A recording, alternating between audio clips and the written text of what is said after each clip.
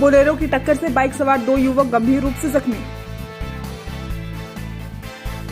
बिहियां जगदीशपुर पथ state highway 102 पर जगदीशपुर थाना क्षेत्र के मुंशी टोला गांव के समीप स्थित पेट्रोल पंप के पास रविवार की देर शाम बोलेरो वाहन की टक्कर से बाइक सवार 2 युवक गंभीर रूप से जख्मी हो गए।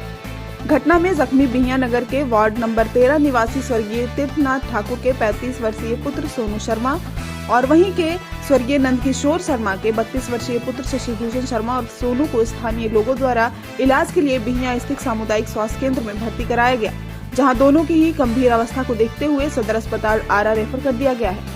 जानकारी के अनुसार बाइक सवार दोनों युवक जगदीशपुर की तरफ से बिहियां आ रहे थे। इसी दौरान तेज गति से पीछे आ रहे अज्ञात बोलेरो वाहन ने जोरदार टक्कर मार दी, जिससे दोनों ही गंभीर रूप से जख्मी हो गए। घटना को अंजाम देने के बाद बोलेरो का चालक वाहन समेत फरार हो गया।